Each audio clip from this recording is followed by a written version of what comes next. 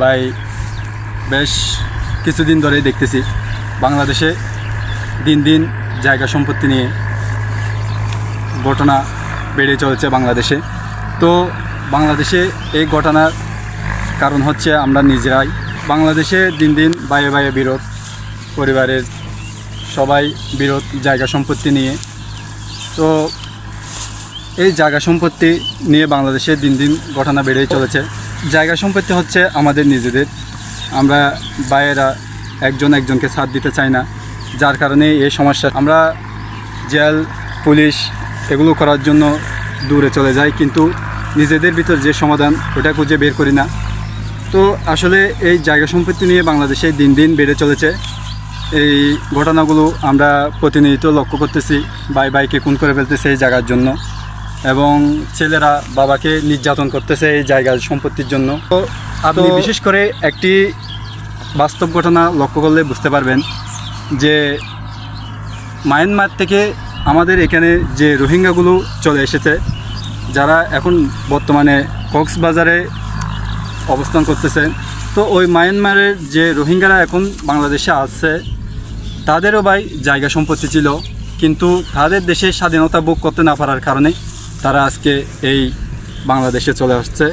তো আপনি গভীরভাবে চিন্তা করে দেখবেন, অথচ আমাদের এই দেশ স্বাধীন দেশ বাংলাদেশ, কিন্তু এই স্বাধীন দেশে যে আমরা প্রতিনিয়ত জায়গা সম্পত্তি নিয়ে বাইরে বাইরে যে বিরোধ করতেছি, তা আমাদের জন্য খুবই লজ্জার বিষয়।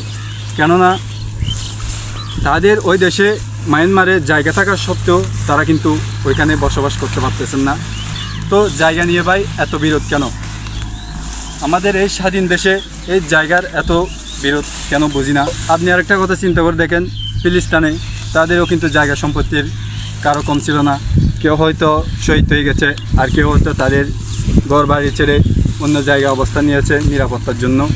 তো সে হিসাবে আমাদের দেশে যে জায়গা সম্পত্তি রয়েছে, এই জায়গা সম্পত্তি নিয়ে বাইরে বাইরে বিরোধ না করে এই স্বাধীন দেশে আপনারা এই জায়গা সম্পত্তি নিয়ে যেই বিরোধ প্রতিনিয়ত করতেছেন ভাই, এগুলো বন্ধ করেন।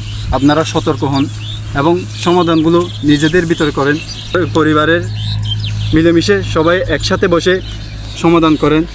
তো আসলে এটা বাংলাদেশের জন্য দিন দিন হুমকি স্বরূপ হয়ে দাঁড়াচ্ছে, যা ভবিষ্যৎ প্রজন্মের জন্য আরও ভয়াবহ হতে পারে। কেননা আমরা ভাইয়েরা এবং পিতা যে সমতুল্য মানুষগুলো রয়েছে, তারা এই পর্যন্ত আমরা দেখতেছি প্রতিনিয়ত এই জায়গা সম্পত্তি নিয়ে বিরোধ চলতেছে। তাহলে আমাদের এই ভবিষ্যৎ প্রজন্মের কি হবে ভাই? তো সেই দিক থেকে আপনারা বিবেচনা করবেন এবং খেয়াল করবেন যে, এবং সঠিক সমাধান খুঁজবেন। আপনারা সবাই মিলেমিশে ভাইয়েরা এই জায়গা সম্পত্তিগুলো ভাগাভাগি, কেউ কম কেউ বেশি না হয় মতো, এভাবেই সমাধান করবেন। কিন্তু এই স্বাধীন দেশে আমাদের একটাই এখন বড় সমস্যা হয়ে দাঁড়িয়েছে এই জায়গা সম্পত্তি বিরোধটা নিয়ে। তো আমি আপনাদেরকে ভালোভাবে বুঝাইতে পারছি কিনা জানি না। তো আমার ভিডিওটা ভালো লাগলে আপনারা অবশ্যই শেয়ার করে দিবেন। এই পর্যন্ত আপনারা ভালো থাকবেন, সুস্থ থাকবেন, সতর্ক থাকবেন, এবং নানা রকম ঘটনা থেকে আপনারা যে বাংলাদেশে প্রতিনিয়ত যে ঘটনাগুলো ঘটতেছে তার থেকে আপনারা শিক্ষা নেবেন, যা দেশের জন্য ভালো হবে, আপনার জন্য ভালো হবে, দেশের মানুষের জন্য ভালো হবে। বেশি কিছু বলতে চাই না। তো ভিডিওটা ভালো লাগলে অবশ্যই শেয়ার করে দিবেন। আসসালামু আলাইকুম।